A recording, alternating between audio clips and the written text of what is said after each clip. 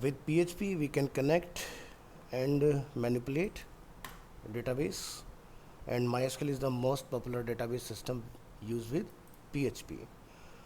What is MySQL? MySQL is a database system used on the web, and MySQL is a database system that runs on a server. Local machine पर जब तक आपके पास XAMPP install या वैम्प install नहीं होगा तो ये काम नहीं करेगा. MySQL is ideal for both small and large application. ऐसा नहीं है कि हम लोग किसी छोटे मोटे काम के लिए यूज़ करें, जैसा भी आपका रिक्वायरमेंट है यूज़ करा सकते हो. तो इसलिए स्मॉल या लार्ज किसी भी तरह का रिक्वायरमेंट हो उसको ये फुलफ़िल कर सकता है. MySQL is very fast, reliable and easy to use. इसको हम लोग फास्ट लिखेंगे, स्पेलिंग मिस्टेक हुई है हमारी.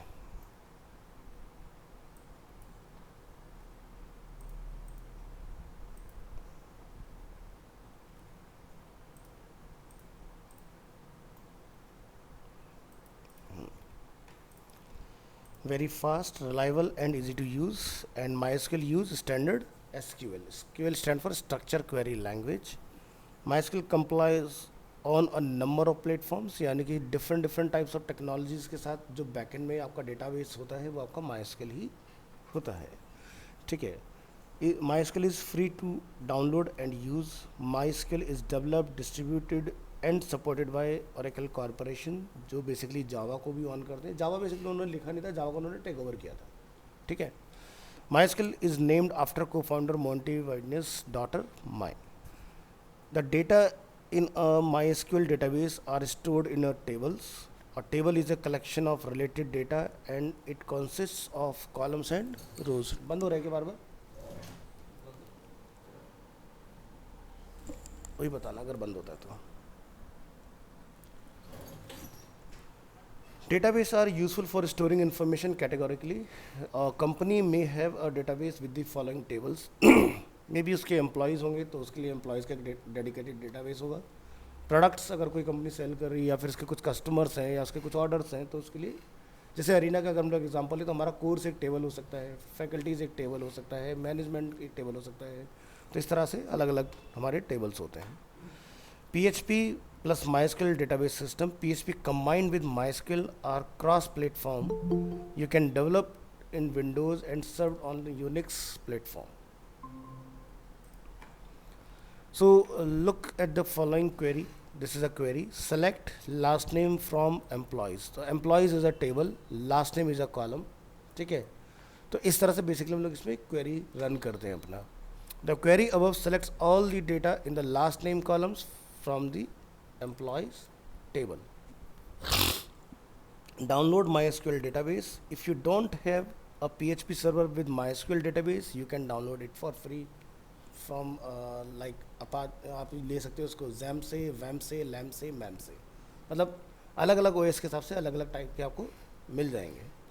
Facts about MySQL database. MySQL is the de facto standard database system for websites with huge volumes of both data and end user like Facebook, Twitter and Wikipedia. ऐसी बहुत सारी बड़ी बड़ी organisation है जो बेसिकली MySQL के ऊपर ही based है. Another great thing about MySQL is that it can be scaled down to support embedded database applications. So सबसे पुराना जो ओल्डर मेथड है हमारा डेटा को स्टोर करने का, दैट इज़ अ MySQL. अच्छा, अलग अलग जो लैंग्वेजेस हैं उनमें आप MySQL को डिफरेंट तरीके से देखते हो. तो MySQL फर्स्ट चॉइस होती है, देन उसके बाद जिस भी लैंग्वेज में आप लेके जाना चाहते हो तो इसकी APIs वगैरह बन जाती हैं. उसके बाद हम लोग किसी भी लैंग्वेज में यूज़ करा सकते हैं.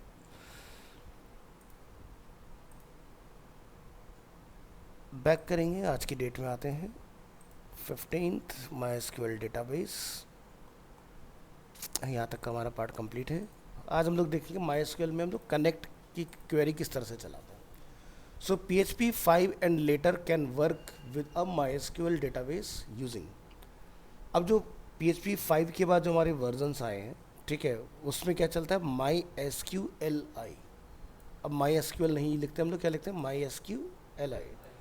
LI एक्सटेंशन जो basically stand for improved version of MySQL, और ये 2012 में बेसिकली डेप्रिकेट कर दिया था उन्होंने SQL को. अब आई पर काम चल रहा है. और दूसरा एक हमारे पास ऑप्शन अवेलेबल होता है PHP डेटा ऑब्जेक्ट, जिसको हम लोग बोलते हैं PDO. Earlier versions of PHP use the MySQL extension, however this extension was deprecated in 2012. तो 2013 से बेसिकली माई एसक्यूएल चल रहा है. Should I use MySQLi or PDO? If you need a short answer, it would be whatever you like. Both MySQLi and PDO have their advantages. PDO will work on 12 different databases system, whereas MySQLi will only work with MySQL database. So if you have to switch your project to use another database, PDO makes the process easy.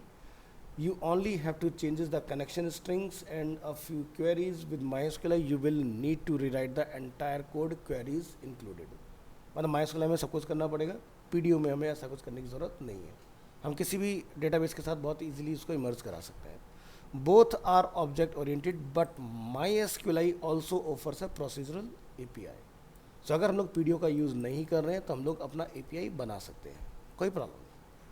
Both support prepared statement. Prepared statements protect from SQL injection and are very important for web application security. क्योंकि database जो होते हैं वो SQL injection से ही hack होते हैं. But अगर हम लोग प्रिपेयर्ड स्टेटमेंट का यूज़ कर रहे हैं तो हमारा SQL इंजेक्शन काम नहीं करता है, आपका डेटाबेस सेफ एंड सिक्योर रहता है. Open a connection to MySQL. Before we can access data in the MySQL database, we need to be able to connect to the server. Example MySQLi object oriented में आप देखेंगे, सबसे पहले हम लोग एक वेरिएबल डिफाइन करेंगे जिसमें हमारा होस्ट का नेम आएगा. फिर हम लोग अपना एक यूज़र नेम डिफाइन करेंगे जिसको आप अपने सर्वर के अकॉर्डिंग देखेंगे, जो कि हमारा बाय डिफ़ॉल्ट चलता है रूट. देन आता है हमारा पासवर्ड जो कि बाय डिफ़ॉल्ट हमारे लोकल सर्वर में रहता है ब्लैंक. देन हम लोग यहाँ से क्रिएट कनेक्शन की क्वेरी रन करते हैं जिसमें आप एक कनेक्शन नाम से वेरिएबल बनाओगे. यहाँ पर आप लिखेंगे MySQLi, server name, user name, password, तीनों को आप कॉमा लगा के डिफाइन कर सकते हो. और अगर हम तीनों को ना भी डिफाइन करें, डायरेक्ट अपना server name, user name and password यहाँ लिख दें तो भी हम लोग इजीली कनेक्ट करा सकते हैं, क्योंकि वेरिएबल ही कॉल हो रहे हैं ना, तो वैल्यू हम लोग डायरेक्ट भी लिख सकते हैं. देन हम लोग करते हैं चेक कनेक्शन. तो इफ़ डॉलर कनेक्शन, तो आप समझ गए ना ये कहाँ चलता है, ऑब्जेक्ट ओरिएंटेड में, क्योंकि हमने उपसी पढ़ा है पिछले 1 से 2 हफ्ते. तो यहाँ पर हम लोग लिखेंगे connect underscore error is a pre defined. अगर हमारा कनेक्शन डाई होता है, हम लोग कनेक्ट नहीं करते, तो एक हमारा मैसेज यहाँ पर आ जाएगा कनेक्शन फेल्ड, जो कि यूज़र डिफाइन है. और कनेक्शन में क्या एरर निकला वो आपको पता चलेगा. मे बी हो सकता है database name is not defined या database name is not exist, तो वो आपको एरर रिटर्न होगा यहाँ पर कि क्या एरर बना. अगर आपका कनेक्शन सक्सेसफुली होता है देन आपको रिटर्न आएगा कनेक्टेड सक्सेसफुली. सो इस तरह से हमारा क्या होता है, डेटाबेस कनेक्ट करता है.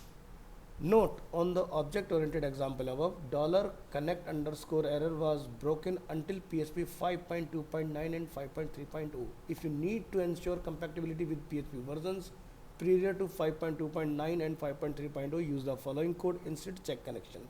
तो आपका ये कनेक्शन रिक्वेस्ट चलेगा इसमें MySQLi underscore connect underscore error. हम लोग अभी क्या यूज़ करते हैं, कनेक्ट अंडरस्कोर एरर. फिर आपको ये लिखना है इफ़ के अंदर, और यहाँ पर आप लिखेंगे MySQLi underscore connect underscore error.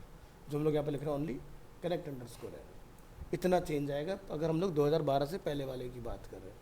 Later on की बात करें तो सिर्फ आपको इतना लिखना है. MySQLi आपको लिखने की ज़रूरत नहीं पड़ेगी उसके साथ.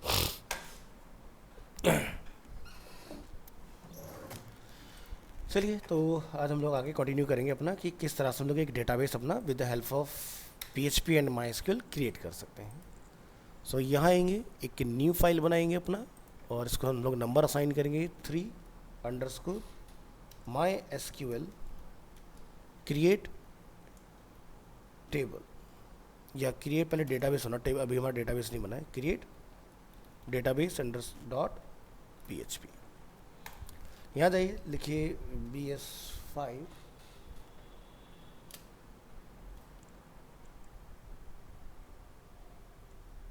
और यहाँ पे लिखेंगे dot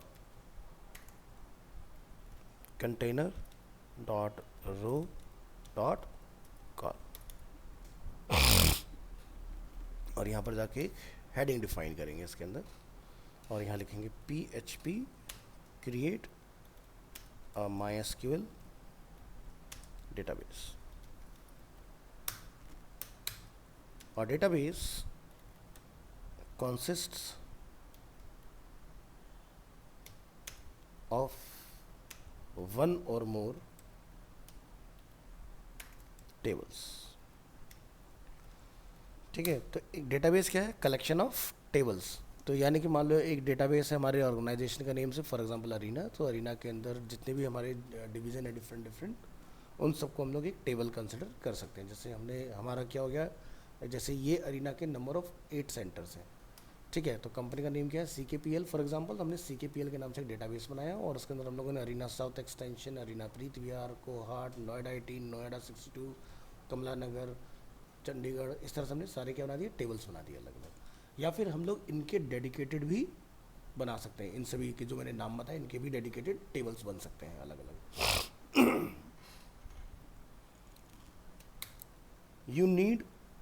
you will need special create privilege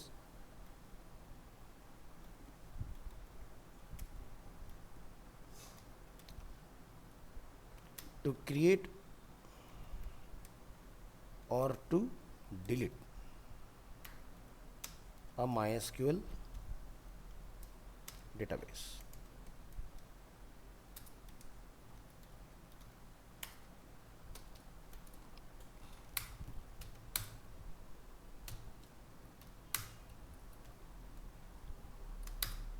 यहाँ लिखेंगे create a MySQL database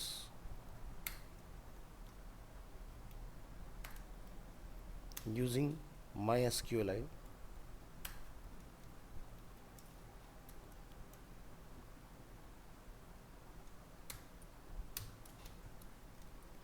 इस तरह से फाइंड करो। The create database statement. अच्छा, जितनी भी हम लोग क्वेरी यहाँ चलाते हैं ना, मोस्ट ऑफ द क्वेरी जो होती है हमारी वो अपर केस में रहती हैं। अगर आप स्मॉल में भी लिखोगे, ऐसा नहीं कि नॉन एग्जीक्यूटेबल होगा, तब भी एग्जीक्यूट होगा, बट अपनी अंडरस्टैंडिंग के लिए जितनी भी आप एसक्यूएल क्वेरी रन करेंगे वो सब आप कैपिटल लेटर में लिखें तो आपको आइडेंटिफाई करने में आसानी होगी। The create statement is used to create database in MySQLi।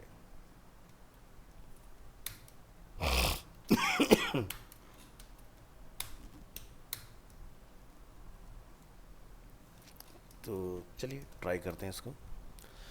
तो देखो यहाँ पर हम लोगों ने अपना स्टार्ट किया हुआ है MySQL।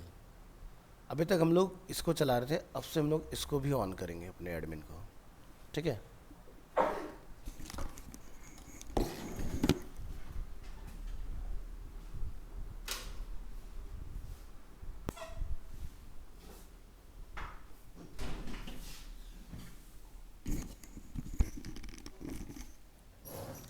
सो यहाँ पर आप देखेंगे डिफरेंट डिफरेंट हमारे डेटाबेस पहले से कुछ बने हुए हैं जिन पे हम लोगों ने पहले के स्टूडेंट्स को काम कराया हुआ है। जैसे आप देखोगे शॉपिंग वॉपिंग इस तरह की हमारी वो अवेलेबल है चीज़ें।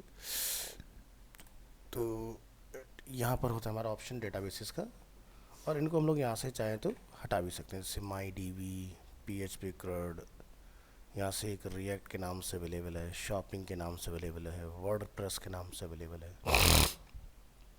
तो जब आप पहली बार अपना ये चलाते हो, ठीक है, इसको हम हटा देते हैं यहाँ से। तो आपको बाय डिफ़ॉल्ट अपने कंप्यूटर में जो मिलने वाले हैं वह रहेगा information, MySQL, performance, PHP MyAdmin, test, WordPress एक हमारा एक्स्ट्रा यहाँ हमने बनाना रखा है, दूसरे बैच का है। तो इस तरह से हमारे पास 1 2 3 4 5 डेटाबेसेस बाय डिफ़ॉल्ट आएंगे। सो अभी आप यहाँ देखोगे कि जो हम लोग नया अपना कमांड एक चलाएंगे यहाँ से, तो वो आपको डेटाबेसेस यहाँ पर दिखाई दे जाएगा। तो जैसे कि ट्राई करिए, यहाँ से इधर आइए और यहाँ से हम लोग लिखेंगे इसके लिए कोड। तो यहाँ लिखिए $PHP क्लोज। तो यहाँ पर हम लोगों ने कुछ कोड लिखा था अपना इस कोड को आपने कॉपी कर लेना है और यहाँ लाके आपने इस कोड को कॉल कर लेना है। इतना पार्ट हमारा सेम रहने वाला है, ठीक है। ठीक है, establishing connection with server by passing server name, user ID and password as a parameter. तो सर्वर का नेम हमारा क्या रहता है, लोकल होस्ट, और यूजर नेम हमारा बाय डिफॉल्ट क्या होता है, रूट, एंड पासवर्ड जो होता है हमारा बाय डिफॉल्ट रहता है blank.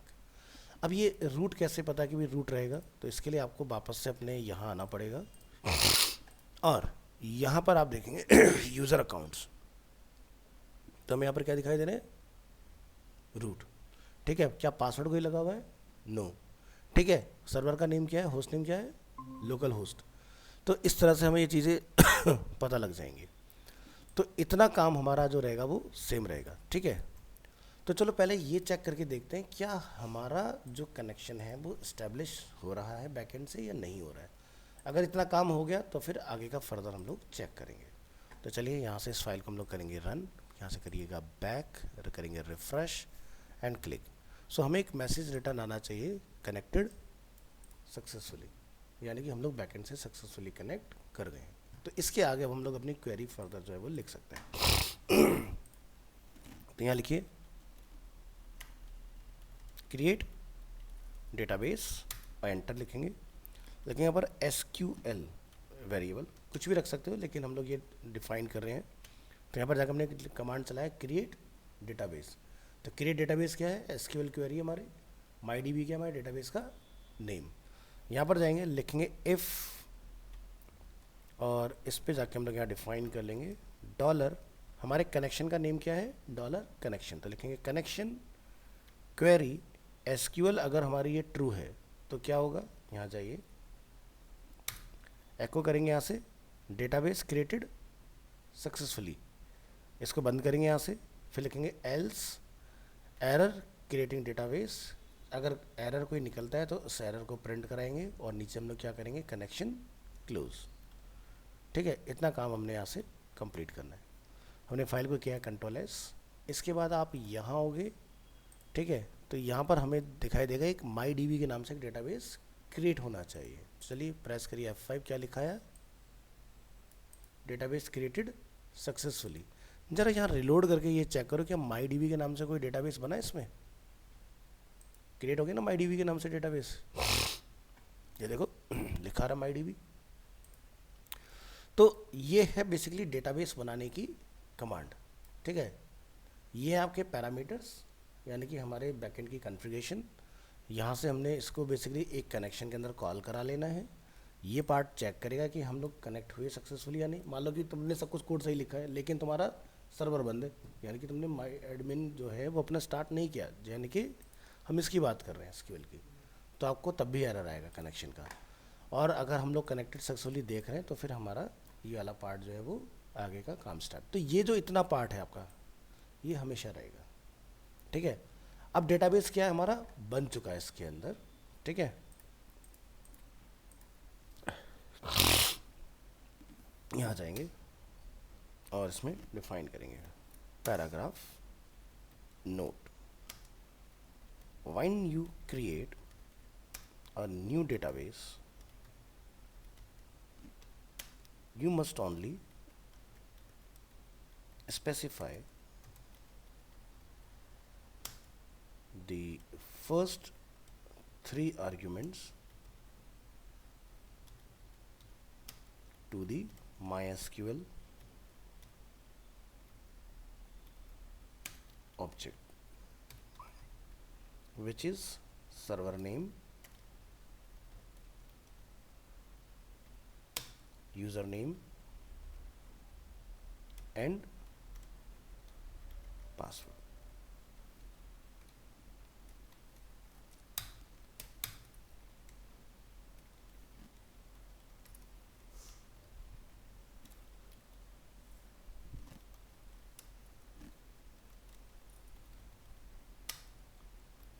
If you have a specific port,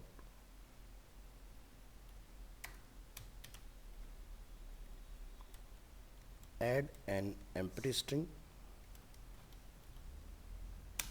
for the database name argument,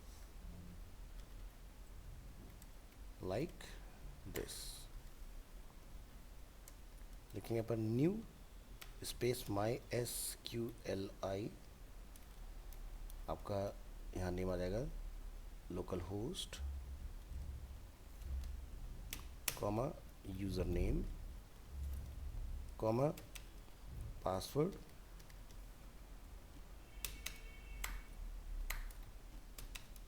पर एक ब्लैंक छोड़ेंगे और एक यहाँ पे लिखेंगे पोर्ट नंबर। ठीक है, तो इस तरह से बेसिकली आपको डिफाइन करूँगा, बट जनरली हमें इसकी ज़रूरत नहीं होती है। अगर हम लोग कॉन्फ़िगरेशन में आते हैं और यहाँ से पोर्ट में अगर हम लोग देखते हैं तो हमारा बाय डिफ़ॉल्ट जो पोर्ट चल रहा था वो 80 होता है अपना। ठीक है, तो पोर्ट 80 हो गया हमारा PHP को चलाने के लिए, और 3306 हमारा होता है MySQL को चलाने के लिए।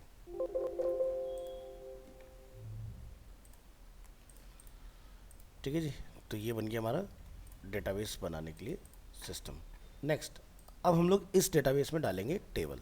तो यहाँ से फाइल को करेंगे save as, number 4 create table. यहाँ लिखिए PHP MySQL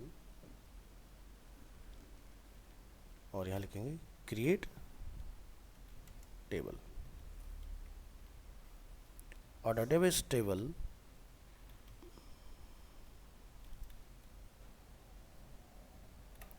has its own unique name and consists of column and rows.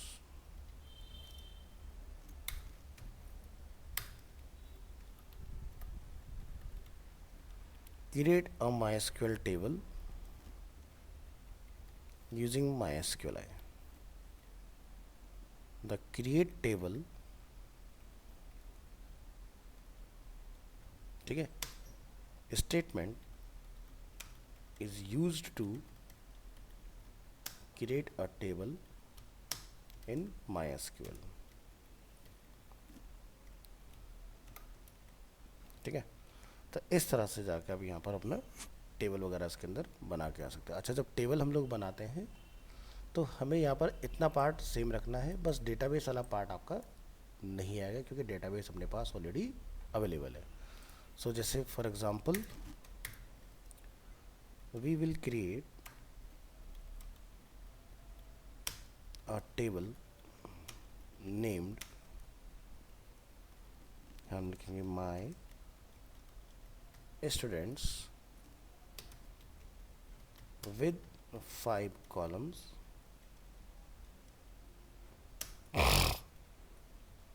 like ID, comma, first name, comma, last name, comma, email and registration date.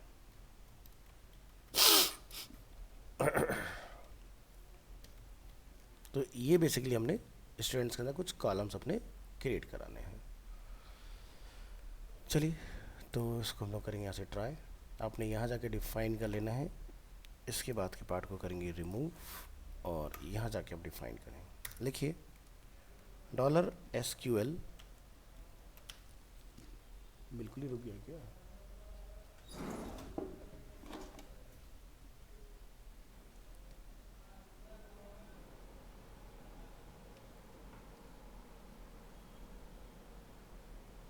यही चला है ना?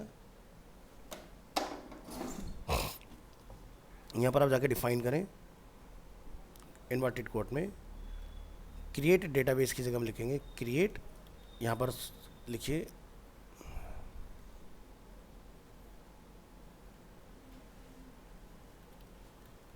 Create table. इसको ऐसे लिखो SQL to create table. चलिए, तो यहाँ जाकर हम लोग डिफाइन करेंगे क्रिएट टेबल। टेबल का जो भी आप नाम रखना चाहें, हमने रखा था अपना नेम माय स्टूडेंट। ठीक है, माय स्टूडेंट्स, हम लोग यहाँ जाके लिखेंगे माय स्टूडेंट्स। फिर आप यहाँ लगाएंगे ब्रैकेट और यहाँ से आप इसको करेंगे अपेंड। यहाँ जाके हमें चाहिए ID। ठीक है, तो हम लोग ID को यहाँ पर डिफाइन करेंगे, ID इज़ इंटीजर। ठीक है, और इसके अंदर हम लोग क्या रखना चाहते हैं, ऑटो इंक्रीमेंट प्लस ये रहेगा हमारा प्राइमरी की। अब प्राइमरी की का मतलब क्या होता है कि मान लो कल को आपको जैसे तुषार फॉर एग्जांपल, मुझे उसके अंदर कुछ चेंजेस करने, अब डेटाबेस में मान लो हो सकते बहुत सारे नंबर ऑफ तुषार हो, तो आईडी के बेसिस पर मैं तुषार को फाइंड आउट कर सकता हूँ मुझे किस तुषार को अपडेट करना है। ठीक है, तो डेटाबेस क्या करता है, नाम नहीं जानता, क्योंकि नाम अगर चलाओगे तो पता चला गलत नाम का बंदा अपडेट हो गया। तो हमें क्या करना पड़ता है, आईडी सबसे पहले बनाना होता है। ध्यान रखना, कैसा भी डेटाबेस हो, चाहे रिक्वायरमेंट हो ना हो, आईडी ज़रूर उससे बनाओ, चाहे जितनी भी टेबल बने। समझ गए? ठीक है, तो ये हमने डिफाइन करना है। आईडी का टाइप रहेगा इंटीजर, नॉट नल, यानी कि खाली नहीं रहेगा। ऑटो इंक्रीज होगा, यानी कि मान लो डेटाबेस में एक एंट्री गई ABC, तो ऑटोमेटिकली उसको नंबर आ जाएगा 1, नेक्स्ट एंट्री आएगी 2 हो जाएगा। ठीक है, तो हर एक के पास एक यूनिक आईडी रहेगा। नेक्स्ट हम लोग इसमें डिफाइन करेंगे लाइक फर्स्ट नेम जिसको हम लोग यहाँ पर डिफाइन करेंगे वेरिएबल कैरेक्टर, और इसका जो लेंथ है आप यहाँ पर चलो 30 रख लो, और इसको हम लोग लिखेंगे नॉट नल। हाँ, सब में लगाना है। इसी तरह से हम लोग डिफाइन करेंगे last name, caps lock on है, लास्ट नेम ये भी वेर कैर रहेगा, not null. Extra white space हटाते चलेगा।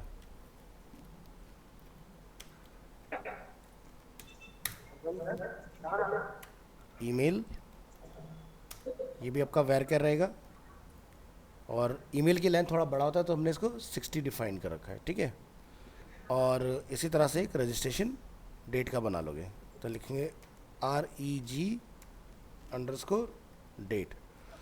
इसको क्या करना है, हमने ऐसा बताना है कि जिस भी टाइम पर एक यूज़र रजिस्टर हो, ऑटोमेटिकली वो टाइम कैप्चर हो जाए कि किस टाइम पर वो यूज़र बना हमारा।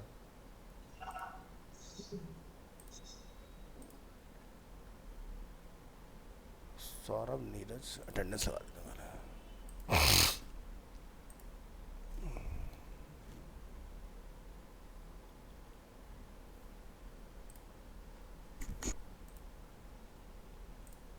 चलिए इधर आइए, तो रजिस्ट्रेशन डेटा हो गया, इसको क्या लिखना है, डेट। ठीक है, यही नेम डिफाइन किया था ना, रजिस्ट्रेशन डेट।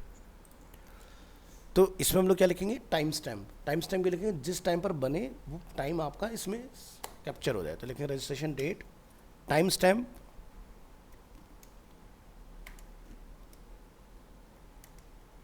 अरे हद है यार, टाइम स्टैम्प लिखेंगे यहाँ पर डिफ़ॉल्ट, यहाँ पे लिखेंगे current underscore time stamp on update current time stamp. अब इस पूरी लाइन का मतलब क्या हुआ कि यानी कि रजिस्ट्रेशन डेट टाइम स्टैम्प होगी, डिफ़ॉल्ट करंट टाइम रहेगा, अगर अपडेट किया जाता है इन फ्यूचर तो वो करंट टाइम स्टैम्प वहाँ पर आ जाए कि भाई किस टाइम पर इसको दोबारा से अपडेट किया गया। अब जितना भी यहाँ पर जैसे लिखा वेर कैर, आप स्मॉल में लिखें कोई दिक्कत नहीं है, अगर आप इसको कैपिटल भी लिख लें तो भी कोई दिक्कत नहीं है। हम यहाँ लिखेंगे वेर कैर। ठीक है, इस तरह से डिफाइन कर लो इसको, और लास्ट में आके ये अपना इस तरह से क्लोज हो जाएगा। रेस्ट अपना इफ़ यहाँ पर आप लिखेंगे connection query, query is pre defined. यहाँ पर हम लोग क्वेरी चला रहे हैं किसकी, SQL की। SQL के अंदर क्योंकि हमारा टेबल का कमांड स्टोर है, क्या लिखेंगे ट्रिपल इक्वल टू क्या है, ट्रू, कर्ली ब्रेसेस अपेंड, एको करा दो table created successfully, else error creating table, क्या एरर निकल कर आ रहा है वो एरर दे दो, बाकी कनेक्शन क्लोज अगर अपना एज इट इज रह जाएगा इसके अंदर। जो भी एरर आएगा जो कनेक्शन एरर है इसके अंदर आ जाएगा। हाँ ठीक है, ये हमने डिफाइन कर दिया अपना इस तरह से, तो ये वाला पार्ट आपका टेबल बनाने के लिए हेल्पफुल रहेगा। तो चलो चला के देखते हैं क्या हमारा कोई टेबल यहाँ से क्रिएट होता है या नहीं। यहाँ से करेंगे back, refresh, My SQL create table, तो क्या लिखा है connected successfully, error creating table, no database selected. अब यहाँ पर हमसे गलती क्या हुई कि हमने कोई डेटाबेस डिफाइन नहीं किया इसके अंदर, तो क्या होगा, अब आपको एक और पैरामीटर ऊपर सेट कर लेना है विच इज़ डीबी नेम क्या है? वाइड माई डीबी को यहाँ पे लाके आपने कॉल कर देना है। जाइए इसमें डीबी नेम, कंट्रोल एस। फिर से हम लोग अपने पेज को यहाँ पर रिलोड करेंगे तो देखो अब यहाँ पर क्या लिखा रहा है, नो डेटाबेस सिलेक्टेड। ये एरर समझ में आ गया, आपको बता रहा है कि आपका डेटाबेस सेलेक्ट नहीं हुआ। रिफ्रेश मारो, क्या लिखा रहा है? अब जब हम लोग अपने यहाँ पर पेज को रिलोड करेंगे तो माई डीबी के अंदर आप देख पाओगे माई स्टूडेंट्स, और उसके अंदर हमारे वो सारे फील्ड्स बन के रेडी हो गए। अगर आप स्ट्रक्चर में आओगे ID, first name, last name, email and registration date, इस तरह से। तो ये हो गया हमारा डेटाबेस के अंदर टेबल का काम। अब हम बात करेंगे इसमें डेटा डालने की। भाई जब हम लोग यहाँ पर माई स्टूडेंट को क्लिक करें तो इसके अंदर उसका डेटा दिख जाए। तो चलो फाइल करेंगे सेव एज,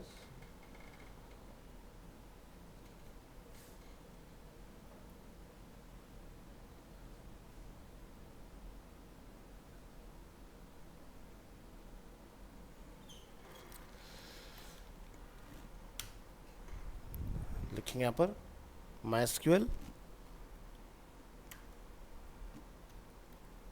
इंसर्ट डेटा।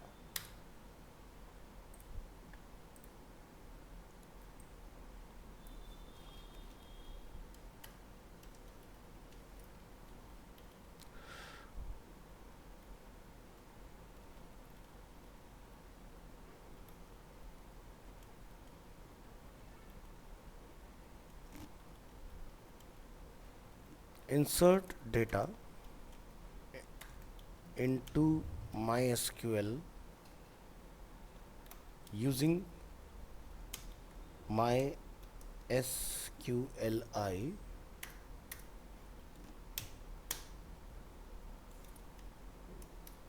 यहाँ जाइए,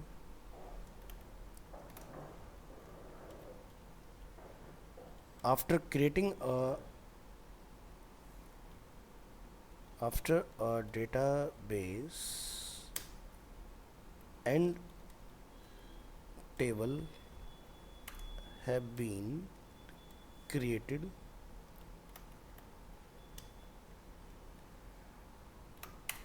we can start adding data in them.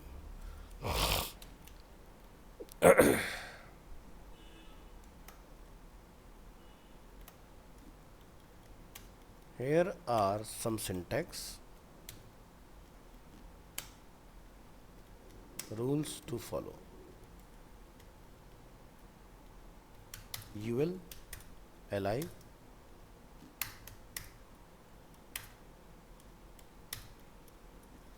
the SQL query must be quoted in PHP. String value inside the SQL query must be quoted. Numeric value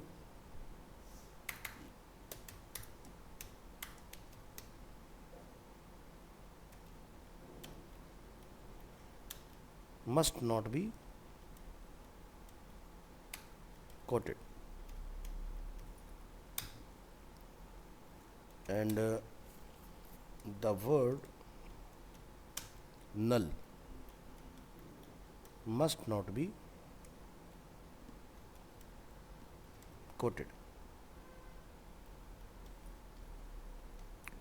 ठीक है, बस ध्यान रखना है कि आपका जो क्वेरी रहेगा, ठीक है, वो कोटेड रहेगा। जो जैसे हम लोगों ने यहाँ पर चलाया था ना क्रिएट टेबल, या जो हम लोगों ने डाला था क्रिएट डेटाबेस, वैसे ही हमारा ऐड जो हम लोग डेटा कराएंगे वो भी आपका कोट में रहेगा। लेकिन नंबर अगर कहीं पर रहेगा हमारा तो वो कोट में नहीं जाएगा। अब इसके लिए कमांड चलता है हमारा insert into statement is used to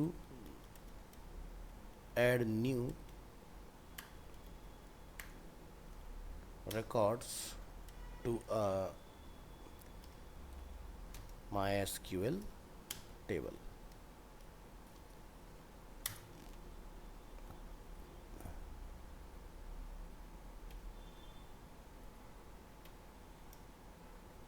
इसके लिए हम लोग यहाँ जाकर डिफाइन कर लेंगे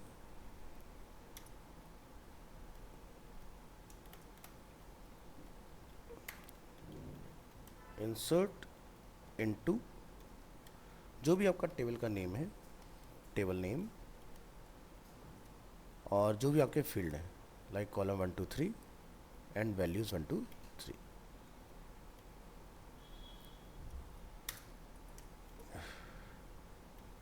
सो इस तरह से बेसिकली आपकी क्वेरी चलेगी अब इसके अंदर। तो जैसे हमारा यहाँ पर क्या है, टेबल का नेम माई स्टूडेंट, तो हम लिखेंगे इंसर्ट इनटू माई स्टूडेंट्स। ठीक है, जो भी आपने डेटा अपना डालना है वो आप अपना इस हिसाब से 1 2 3 फर्स्ट नेम, लास्ट नेम, और आपका ईमेल, और आपका क्या है एक लास्ट में रजिस्ट्रेशन। तो हमारे पास मेजर जो है 3 ही फील्ड है, first name, last name and email. तो उनकी वैल्यू क्या होगी, वो यहाँ पर डबल कोट में करके आप यहाँ पर पास कर दोगे। तो चलिए ट्राई करते हैं इसको।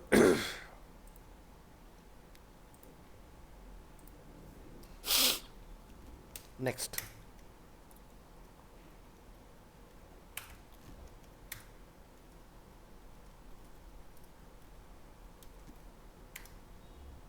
if a column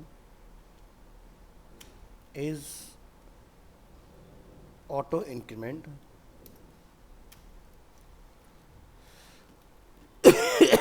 like the id column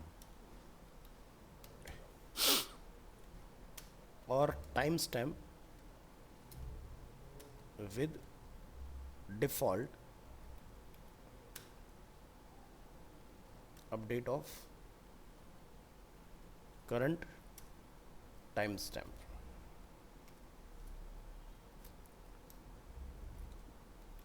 like the registration date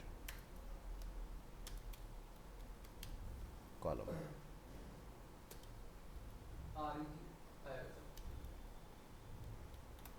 registration date, it is no need to be specified in the SQL query। MySQL will automatically add the value। ठीक है, तो जैसे हमारे इसमें total जो हमने अभी अपना डिफाइन किया था, यहाँ पर हम लोगों ने ID, first name, last name, email, registration date, 5 ये डिफाइन किए, बट ये ऑटोमेटिक हमें नंबर प्रोवाइड करेगा और ये ऑटोमेटिकली टाइम ऐड करेगा। तो हमें सिर्फ 3 चीज़ों की क्वेरी चलाने की ज़रूरत है इसके अंदर। चलिए, the following example, add a new record to the my students table। तो देखो, ध्यान रखें कि एक बार जब डेटाबेस बन जाता है तो टेबल क्रिएट करते वक्त आपके पास डेटाबेस का अवेलेबल होना ज़रूरी है। टेबल क्रिएट करते वक्त के बाद भी जितने भी आप फर्दर काम करोगे, लाइक मुझे डेटा डालना है, डेटा मुझे बैकएंड से फ्रंट एंड में लेकर आना है, तो ये हमेशा रहेगा आपका। ये पार्ट आपका हर वक्त रहने वाला है। बस अब आप यहाँ से अपनी क्वेरी जो है वो चेंज करने वाले हैं।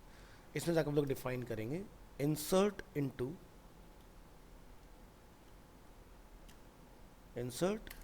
इनटू टेबल का नेम क्या है, माय स्टूडेंट्स। अब इसमें हमने फील्ड कौन कौन से बनाए हैं उस पर हम लोग आते हैं।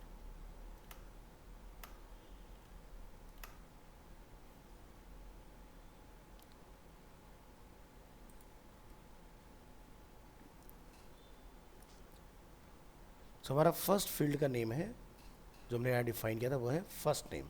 तो लिखिए कैप्स लॉक ऑफ करके, जैसा बैकएंड में स्टोर हुआ है ध्यान रखना सेम केस में जाएगा। वो स्ट्रक्चर पे एक बार नज़र डाल लीजिएगा। अगर सब स्मॉल है, स्मॉल जैसा लिखोगे वैसा ही चलना है क्वेरी। तो लिखेंगे first name comma last name comma email. तो ये 3 चीज़ें हम लोगों ने यहाँ पर डिफाइन की हैं। अब इस ब्रैकेट से आप बाहर निकलेंगे, लिखेंगे वैल्यूज़। अब इनमें वैल्यू हमने क्या डालनी है, वो अपनी वैल्यू यहाँ पर जाके पास करोगे आप। तो ये ध्यान रखना, ये पहले से पीछे सेट हो गया, तो यानी कि प्रीडिफाइंड। तो प्रीडिफाइंड चीज़ों को हम लोग डबल कोट में नहीं डालते, बट ध्यान रखना पूरी क्वेरी जो है वो डबल कोट के अंदर ही वर्क करेगी। तो हम लोग अगर डबल कोट में ऑलरेडी हैं, तो जब मैं कोई नेम यहाँ से इसको दूंगा तो वो सिंगल कोट में जाएगा, क्योंकि डबल कोट में डबल कोट एग्जीक्यूट नहीं होता। तो यहाँ से हम कुछ चीज़ें ले लेते हैं, जैसे कि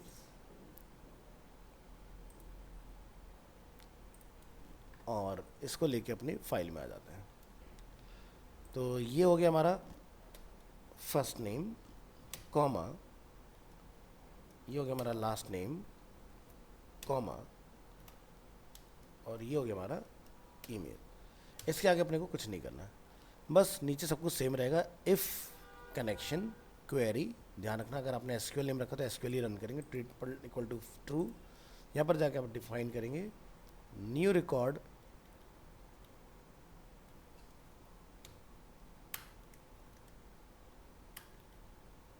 क्रिएटेड सक्सेसफुली, और यहाँ पर जाके आप नीचे डिफाइन कर देंगे एरर क्रिएटिंग रिकॉर्ड।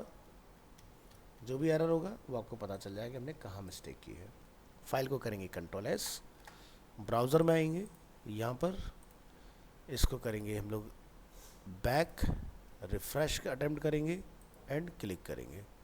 तो क्या लिखा रहा है, न्यू रिकॉर्ड क्रिएटेड सक्सेसफुली।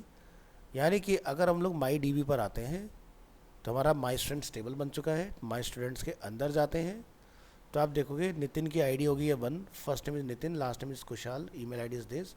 किस टाइम पर बना, वो टाइम हमारा यहाँ पर डिस्प्ले हो रहा है, 8:57 पर हमारा फर्स्ट रिकॉर्ड जो है उसमें इंसर्ट हो गया है।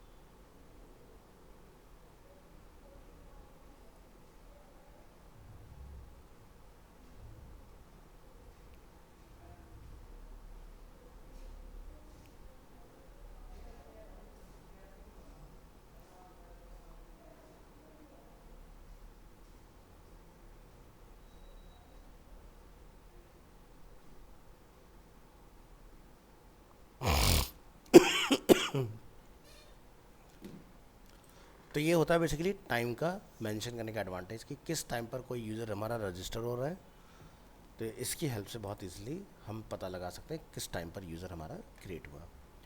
अब हम लोग देखते हैं यहाँ से अगर मैं कोई मल्टीपल रिकॉर्ड्स इसमें डालने हो तो कैसे डालेंगे। तो हो गया सिंगल क्वेरी, मुझे मल्टीपल रिकॉर्ड अगर इसमें इंसर्ट कराने हैं तो उसके लिए हम लोग क्या कर सकते हैं।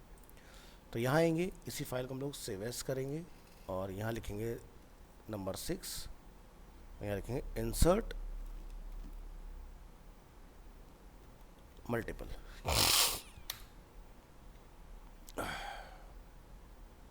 यहाँ लिखेंगे इसमें insert multiple records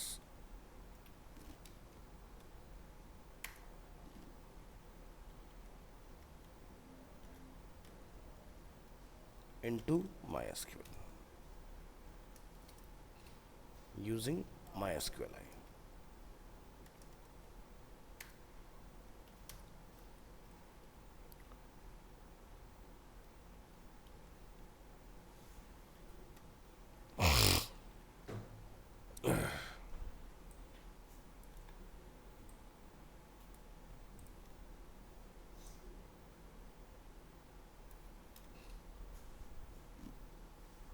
PHP MySQL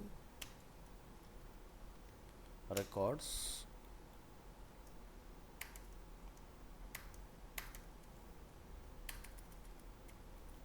insert multiple records. That's it.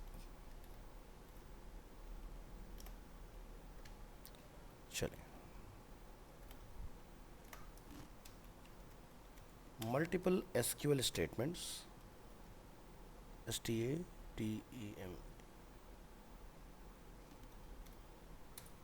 SQL statements must be executed with the MySQLi underscore multi underscore query function. इसमें आपको बेसिकली रन करना रहेगा, FUNCTION। नेक्स्ट,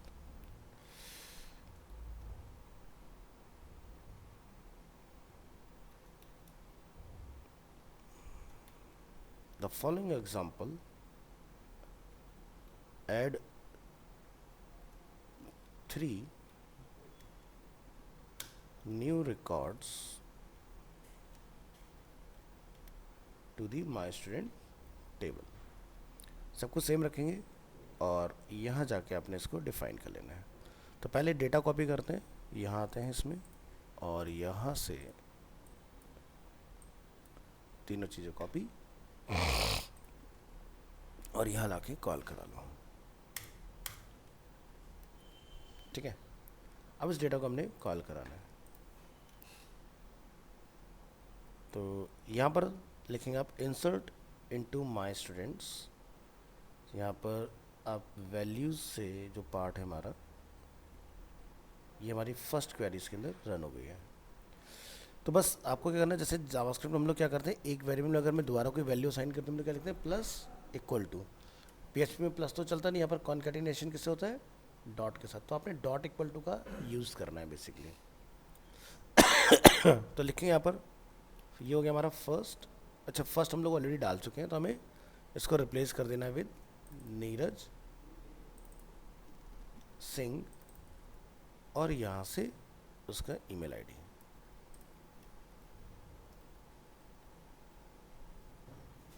ठीक है, तो ये हमारा फर्स्ट वाला मैटर जो है कॉल हो गया। नेक्स्ट, सेकंड वाले को कॉल कराइए। यहाँ पे क्या लिखेंगे, डॉट इक्वल टू और यहाँ पर ये डेटा सौरभ का लिखा है। सौरभ का डेटा हम लोग यहाँ लाके कॉल करेंगे।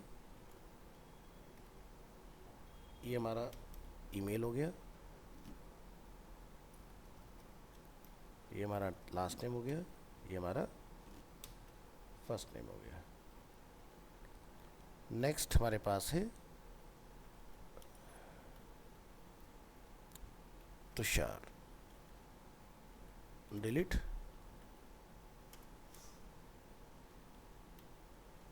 यहाँ जाइए,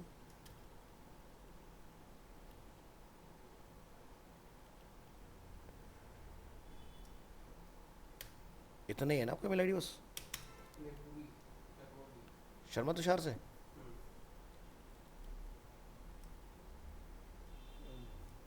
लास्ट नेम लगाते हो नहीं? लास्ट राउंड ऐड नहीं करें। अच्छा,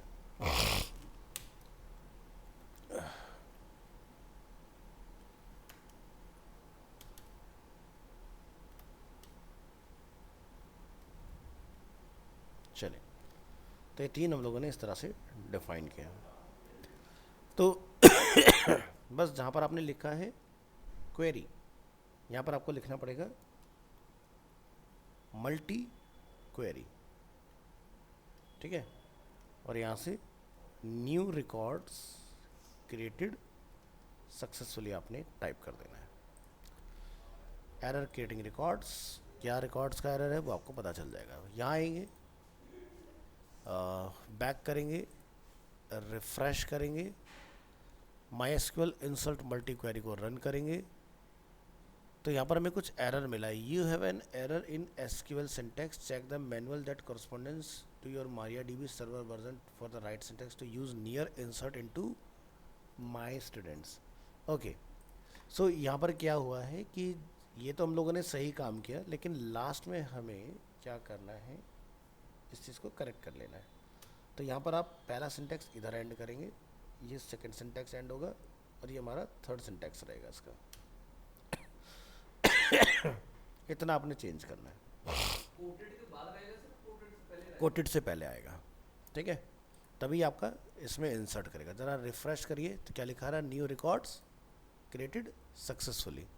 तो अभी जब अपन यहाँ पर माई स्टूडेंट्स पर क्लिक करेंगे तो यहाँ पर देखें नितिन, नीरज, सौरभ, तुषार, हमारे सारे रिकॉर्ड्स बन के तैयार हो। तो देखो एक साथ क्वेरी चली तो इनका टाइम सेकंड्स में भी सेम जा रहा है अपना, क्योंकि वन गो में हमारे 3 रिकॉर्ड्स इंसर्ट हुए हैं। अब हमें ये पता लगाना है कि हमारे लास्ट वाले एलिमेंट की आईडी है क्या। तो यहाँ जाएंगे, फाइल को सेव एज करेंगे, टॉपिक नंबर बनेगा अपना 7, get last ID number 6, PHP MySQL get last inserted ID,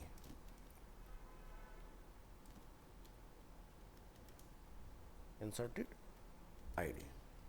यहाँ जाइए, यहाँ लिखिए get ID of the last inserted record। So if you have an insert, SERT, or update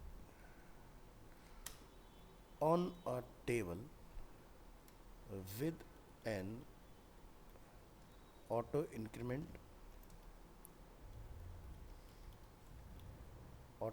की query हमारी caps में आती है, auto increment field, we can get the ID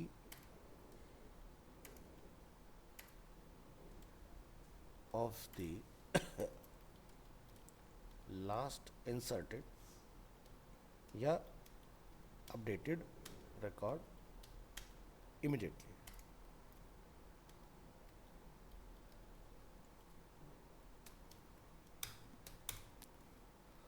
In the table my students,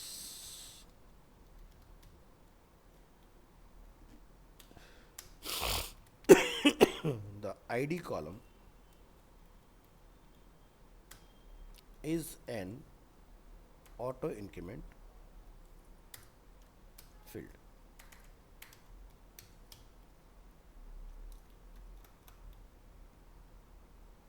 तो चलें इसको हम लोग यहाँ पर ट्राई करेंगे किस तरह से हमारा ऑटो इंक्रीमेंट काम करेगा।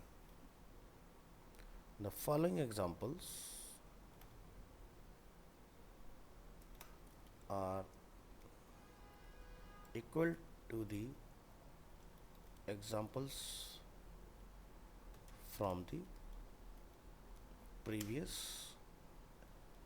Example, except that we have added one single line of code to the ID of the last inserted record।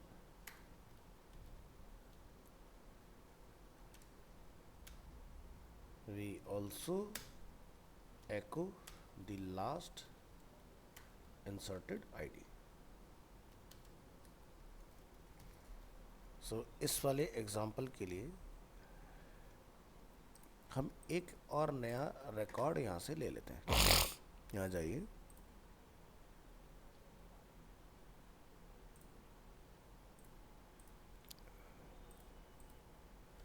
For example हमने लिया जयंत और उसका ईमेल आईडी, और यहाँ आते हैं,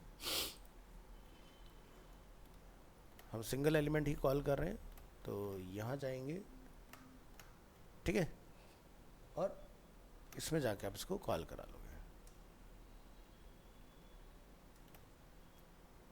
तो first name is Jayant, last name and email. तो इस बार हम लोग सिंगल क्वेरी अपना रन कर रहे हैं, तो यहाँ से मल्टी क्वेरी को हम लोग हटा देंगे। क्या लिखेंगे, ओनली कनेक्शन क्वेरी। इसको आपने बेसिकली रन करना है और यहाँ पर जाकर आप एक वेरिएबल अपना और बना लें इसी के अंदर। देखिए dollar last underscore ID, this is a user define equal to लिखेंगे डॉलर कनेक्शन और यहाँ से आपने लेना है इंसर्टेड ID को। बस जब आप यहाँ पर इसको कॉल कराएंगे तो लिखेंगे डॉट डॉलर लास्ट ID, तो न्यू रिकॉर्ड क्रिएटेड सक्सेसफुली हो जाएगा और साथ में क्या उसका ID है वो भी हमें यहाँ पर रिटर्न हो जाएगा इसके अंदर। New record created successfully, last inserted ID is this।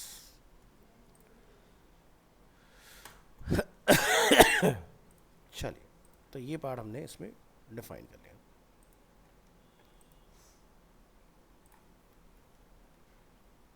यहाँ आएंगे, अपनी फाइल में बैक करेंगे, यहाँ से रिफ्रेश करेंगे, क्लिक करेंगे तो हमें क्या लिखा रहा है, last inserted ID is number 5। अगर हम लोग रिफ्रेश करेंगे तो आपको नंबर 5 पर जयंत का रिकॉर्ड मिलेगा इसके अंदर। ठीक है, तो इस तरह से आपका ये वाला पार्ट काम करेगा। तो जब हम लोग एक इंट्रोडक्शन सीख रहे तो हमने सीखा था प्रिपेयर स्टेटमेंट। ठीक है, प्रिपेयर क्या करता है, हमारी वेबसाइट को डेटाबेस को SQL इंजेक्शन से बचाता है। ठीक है, तो प्रिपेयर वाला टॉपिक हम लोग नेक्स्ट क्लास से कंटिन्यू करेंगे। नेक्स्ट क्लास में SQL कंप्लीट और फिर हम लोग प्रोजेक्ट्स में काम स्टार्ट करेंगे। तो इसमें मेजर काम अपना हो गया। अब जो इसके अंदर काम रह जाता है हमारा सेलेक्ट डेटा, कि डेटा सेलेक्ट कैसे होगा जो बैकएंड में गया, उसको लेके कैसे है फ्रंट एंड के ऊपर, उसको अपडेट करना हो, डेटाबेस को डेटा को डिलीट करना हो, डेटाबेस के टेबल को डिलीट करना हो, डेटाबेस को ही डिलीट करना होगा कमांड से, तो ये सारे इंसर्ट थे, अब डिलीट की कमांड चालू हो जाएंगे। तो क्रिएट तक हमारा काम हो गया, इंसर्ट तक हमारा काम हो गया, अब अपडेट, रीड, डिलीट इस पर काम होगा और आपका SQL कंप्लीट। फिर एक टॉपिक और लेंगे प्रोजेक्ट बनाने से पहले, एजेक्स, और इसके बाद फिर आएंगे प्रोजेक्ट के ऊपर। क्या होता है सर? एजेक्स क्या है बेसिकली कि asynchronous JavaScript XML, this is full form of Ajax. Ajax की हेल्प से पेज को बिना रिफ्रेश कराए आप डेटा सेम पेज पर ले सकते हो। जैसे एग्जांपल के तौर पर हमारे जो टैब होते हैं ना, तो टैब में आप देखते हो कि जब हम लोग किसी टैब से दूसरे टैब पर जाते हैं, अगर एक डिज़ाइन के अंदर हम लोगों ने जैसे बूटस्ट्रैप का टैब यूज़ किया तो पेज रिलोड नहीं होता और हमें नया डेटा मिल जाता है। सो बैकएंड से जब हम लोग डेटा लेते हैं तो वहाँ पर हमें एजेक्स की रिक्वायरमेंट आती है, तो उससे क्या होगा, पेज बिना रिफ्रेश हुए आपको उस जगह पर डेटा नया मिल जाएगा। जैसे एग्जांपल के लिए मैंने वहाँ पर रियल टाइम में फिल्टर का एक मैंने कॉलम बनाया, मैंने वहाँ जाकर कुछ टाइप किया लाइक फर्स्ट नेम, तो मुझे फर्स्ट नेम मिल जाए सारे। तो ये हुआ एजेक्स के थ्रू। अब क्या होता है, अगर नॉर्मल PHP अगर हम लोग लगेंगे तो पहले लिखेंगे फर्स्ट नेम, देन फिर सर्च करेंगे, तब डेटा आएगा, तो वो अच्छा एक्सपीरियंस नहीं होता। मतलब बिना पेज को रिफ्रेश कराए कुछ यूज़र को नया डेटा अगर हम लोग दे पा रहे हैं, दैट वुड बी बेटर। तो इससे सर्वर में बार बार हमारे कमांड एग्जीक्यूट नहीं होते।